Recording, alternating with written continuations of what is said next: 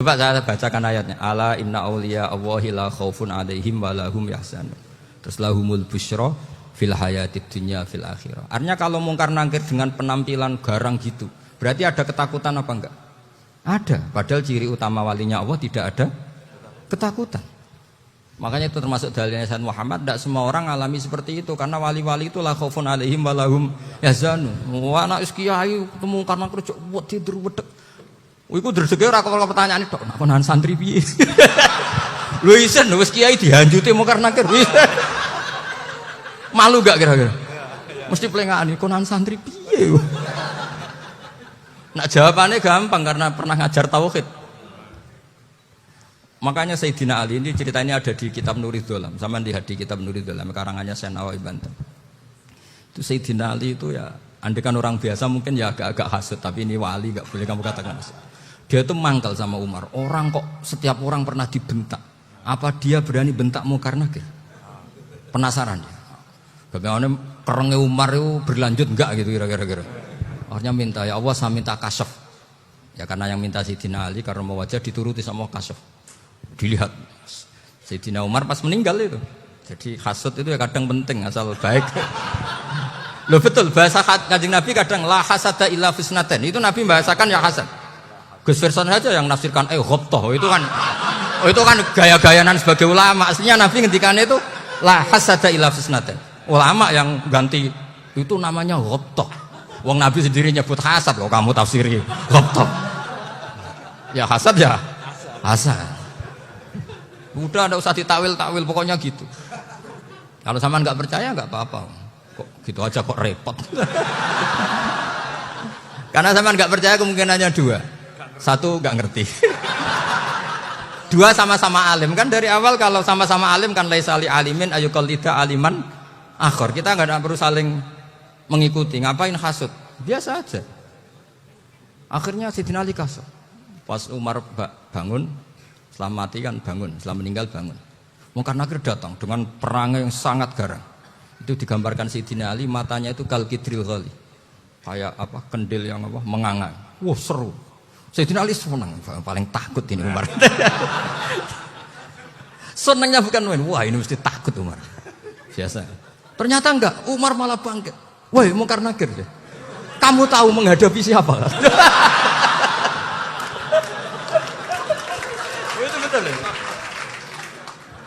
Kamu itu menghadapi temannya ahabbal khalqi ilallah. Yang diandalkan temannya bukan dia. Kamu tahu yang kamu hadapi, saya ini teman kekasihnya Allah. Jadi boleh kamu ngandalkan Mbak Virjon.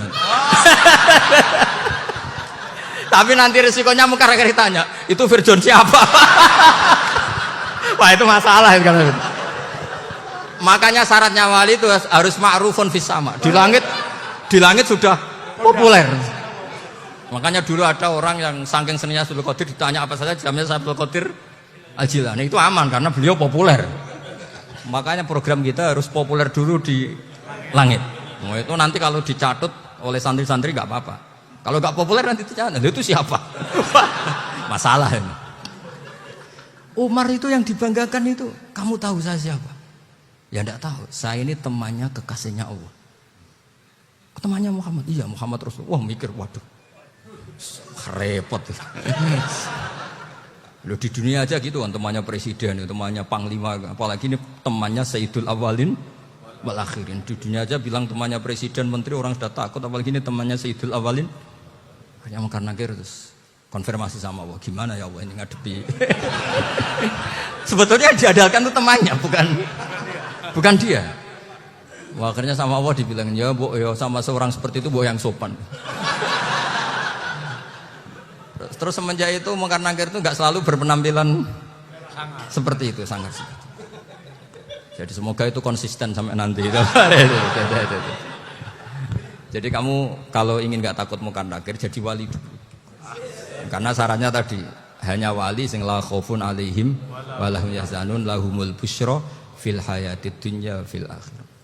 Jadi orang itu kalau ngaji itu harus khatam. Jangan semuanya kena pertanyaan. Dan kalau semuanya kena pertanyaan nanti repot. Kalau Nabi Muhammad ditanya waman Nabi Huga. Nabimu siapa? Lo kan terus jadi aneh. Jadi makanya ngendikane Sayyid Muhammad semua ulama lah, enggak ada am kecuali ditaksis. Kecuali sifatnya Allah. Misalnya bikulli syai'in alim ya benar-benar bikulli syai'in. Tapi kalau am semuanya pasti ada taksis meskipun dalam muhawarah muhadasah biasa. Misalnya contoh gampang, istri kamu baru seneng kamu, Mas nak pengen apa-apa aku lapor aku, gak apa-apa Mas, mesti aku seneng sama lapor. Iku di aku pengen wayo. Wah langsung jadi apa wae. Mesti apa wae maksudnya kecuali itu gitu. Padahal kalau ngomong, Mas sampean ingin apa saja tak dukung. Sampean bilang, pengen iku wayo. Kira-kira disetujui apa enggak? Sama seperti kita kalau punya teman akrab, wes nang omahku gak apa-apa, anggap aja omahmu dhewe. Terus mlebu-mlebu kamar. Jadi tidak ada am kecuali ditaksis. Artinya kalau ada cerita bahwa orang mati pasti ngalami ditanya mungkar nangkir, itu pasti ada am yang ditaksis. Itu pasti tidak dialami para anbiya, para auliya. Karena ciri utama wali itu la khaufun alaihim walahum yahzanun. Kemudian saya yang mau cerita ya, supaya sampean bisa menghadapi dunia global ini, tak bawa tafsir Munir termasuk tadi. Kenapa orang Islam, Rasulullah SAW itu lebih senang kalau yang menang itu orang Nasrani Romawi, ketimbang yang menang itu orang Faris, dalam hal ini ateis. Karena orang ateis itu lebih ngeri. Sebetulnya beberapa penemuan sains, terutama di ilmu medis, itu orang Amerika, kayak cloning. Tapi orang Amerika itu masih dilarang oleh gereja untuk mengaplikasi, karena nanti bayi cloning itu dipakai suku cadang. Di Amerika masih ditentang oleh fatwa-fatwa agama, baik Islam maupun Kristen. Tapi di Cina itu dipraktekkan, karena nggak ada halangan agama. Di Cina itu biasa ada kondom diolah lagi jadi alat-alat aksesoris. Di Amerika tidak ada karena masih ada agama, masih ada larangan. Sehingga orang Islam itu lebih takut kalau yang menang itu Persia, karena terus cara berpikir ternyata Tuhan itu tidak ada, langit tidak ada perannya. Jadi ketika yang menang Nasrani masih berpikir itu pertolongan Tuhan, meskipun mungkin cara mengatakan Tuhan beda dengan kita. Tapi ada satu kesamaan bahwa kekuatan samawi itu ada. Jadi disebut hulibatir rum fi adnal ardi wa hum min ba'di ghalabihim sahlibun. Di sini diterangkan oleh Syekh Nawawi supaya kamu tidak salah paham. Sebetulnya kamu katakan misalnya wah itu paham liberal, sebenarnya saya tidak tersiksa. Cuma takut yang mengatakan seperti itu cek goblokir atau ngaji gitu. Itu aja masalah saya. Ini saya baca ini karangannya Syekh Nawawi, karena tadi kata Mbak Firjon, ngaji itu harus sama orang yang bersanad. Saya ini kalah sama beliau itu berkali-kali. Secara nasab saya harus manggil Mbah. Secara silsilah ilmu saya juga kalah lagi. Saya sering disewani sama cucu-cucu Syekhona Khalil. Kiai Siddiq itu termasuk murid dekat beliau, Syekhona Khalil. Kalau itu berarti kan Gus Firjon, Ahmad, terus Mbah Siddiq. Mbah Siddiq ngaji Syekhona Khalil. Syekhona Khalil itu pernah ngaji langsung sama Sayyid Zaini Tahlan. Berarti beliau dari Sayyid Zaini Tahlan itu baru generasi kelima. Sementara saya itu sudah ke-7 atau ke-6. Saya, Mbah Mun, Mbah Karim misalnya, Mbah Hashim, Mbah Mahfud Termas, Sayyid Abi Bakar Sato, yang ngarangnya Anatul Thalibin, baru Sayyid Zaini Tahlan. Berarti saya ke-7, kalah lagi. Tapi untuk jadi wali biasanya cepat saya. Karena syaratnya jadi mbah itu ngalah demi putu.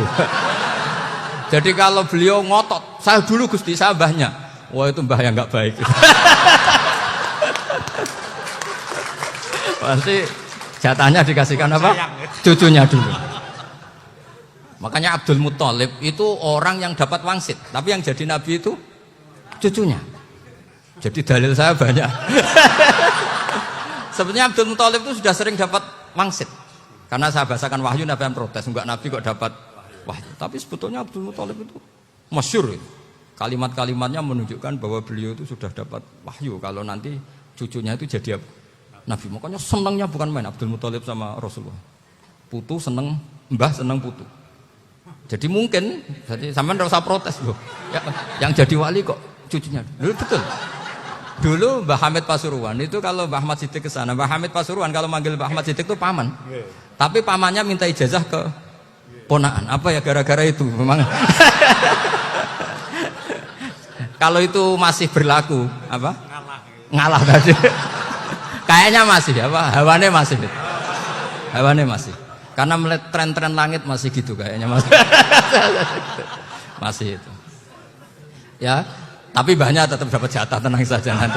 Tapi memang sebaiknya mbah itu legowo. Rasulullah Muhammad SAW itu terkenal min dzurriyyati Ibrahim. Tapi kata Rasulullah, ana dakwatu Ibrahim wa bisyaratu Isa. Aku nganti ngene iki barokah dongane Nabi siapa? Ibrahim. Jadi dongane Nabi Ibrahim nggih tiba teng putu. Jadi banyak bukti bahwa jatuhnya ke putu gitu. Tadi saya di kamar sama beliau berduaan. Nih Mbah sing dadi wali di sini. Aku webah. Cocokan tadi. Nah, kenapa saya akhir-akhir ini gulirkan daftar wali? Kenapa? Saya ini resah ya, orang sudah ingin dicintai pejabat, dicintai tetangga, dicintai teman. Tapi kadang-kadang orang lupa lagi dicintai Allah. Makanya saya meskipun guyon, tapi ini amdan, bukan sahwan. Supaya orang punya cita-cita lagi jadi wali, ingin dicintai Allah. Kita ini terlalu lama ingin dicintai makhluk. Mbok ya naik kelas sedikit lah. Ingin dicintai Allah Subhanahu wa Ta'ala. Meskipun saya guyon, tapi tadi guyon saya tuh lebih serius ketimbang serius Anda. Karena tak pikir, saya tuh kalau pergi itu seneng ngebis, bukan karena saya tidak punya mobil, tapi saya sering mau butuh itu supaya nggak diganggu.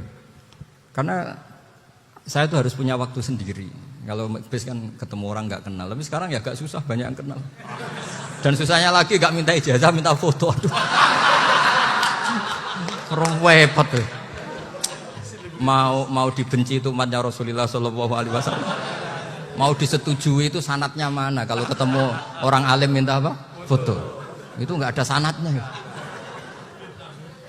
Nggak tahu saya itu mazhab dari mana itu. Ya mazhab milenial yang jelas itu kan. Ini tak baca ya biar dapat. Karena ini kenangan saya sama Mbak Ahmad Siddiq. Saya masih ingat betul beliau ngisi hallnya Mbak Abdullah bin Umar, berarti abahnya Mbak Hamid. Karena mbah saya itu Fatimah binti Khalid bin Umar. Kalau Mbak Hamid itu Hamid bin Abdullah bin Umar. Itu saya masih ingat betul zaman itu Mbah Hamid tiap hall di Lasem itu rawuh dan saya derek nembah saya karena masih misanan datang ke Lasem. Itu beliau pas itu ngisi sama Mbah Mun. Mbah Mun masih muda, Ki Ahmad Siddiq sepuh senior. Itu beliau cerita bahwa dulu ketika Indonesia dijajah Jepang itu para kiai mimpi dibacakan ayat Khulifatir Rum fi adnal ardi wa hum mim ba'di walabihim. Terus ada kiai yang tanya, takwilannya gimana? Ya nanti Jepang pulang, bukan karena kita yang mengalahkan, tapi Jepang ada yang mengalahkan sendiri, meskipun tidak kita.